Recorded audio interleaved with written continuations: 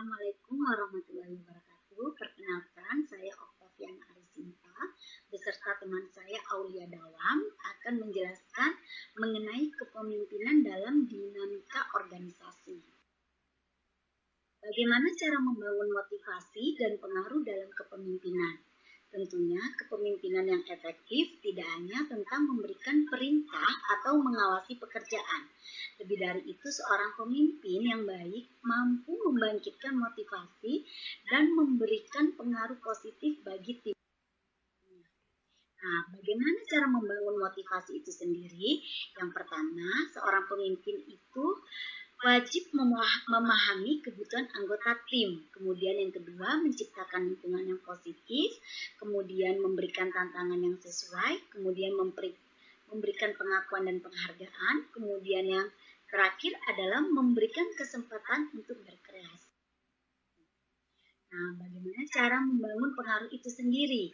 Seorang pemimpin wajib menjadi contoh yang baik. Kemudian bagaimana cara pemimpin itu sendiri berkomunikasi secara efektif, kemudian membangun hubungan yang kuat bersama anggota tim, kemudian memberikan dukungan, dan yang terakhir adalah mendelegasikan tugas dengan bijak. Nah, di sini ada beberapa gaya kepemimpinan, yaitu yang pertama adalah kepemimpinan yang otoriter, ada kepemimpinan yang demokratis, kemudian kepemimpinan transformasional, kemudian kepemimpinan pelayanan. Ini adalah beberapa strategi untuk meningkatkan pengaruh dari seorang pemimpin. Yang pertama adalah membangun kredibilitas itu sendiri, kemudian mengembangkan jaringan, dan yang ketiga adalah menggunakan kekuatan yang bijak dan menjadi pendengar yang aktif. Demikian penjelasan materi dari saya. Selanjutnya akan dijelaskan oleh teman saya Aulia Dawam. Terima kasih. Terima kasih. Saya akan lanjutkan bahwasanya prinsip komunikasi yang efektif itu harus memiliki kejelasan, kelengkapan, konsistensi, kesopanan, keterbukaan, kecepatan, dan juga empati.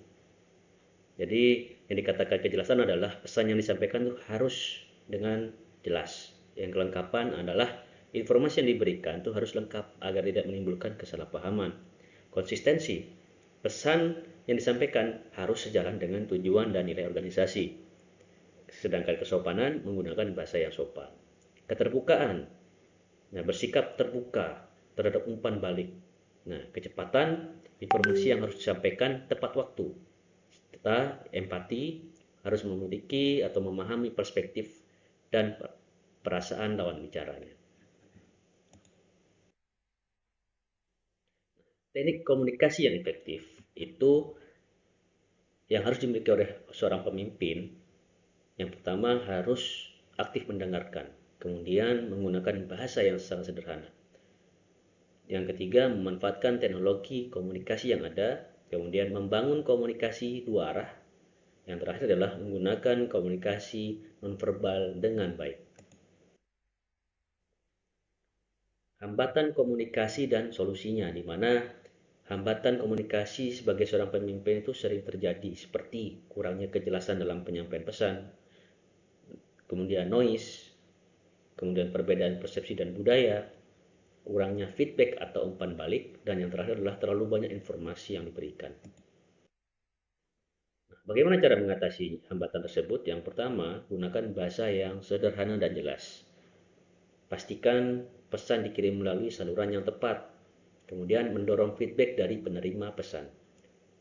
Kemudian menyesuaikan gaya komunikasi dengan audiens.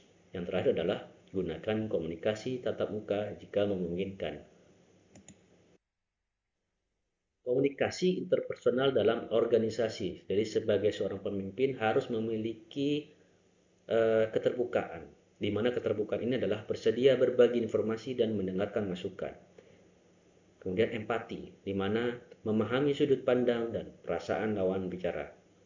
Yang terakhir adalah respect, menghargai satu sama lain. Terima kasih. Di sini kami telah menjelaskan bagaimana menjadi seorang leadership yang baik, dan saya harap video ini dapat bermanfaat bagi kita semua. Wassalamualaikum warahmatullahi wabarakatuh.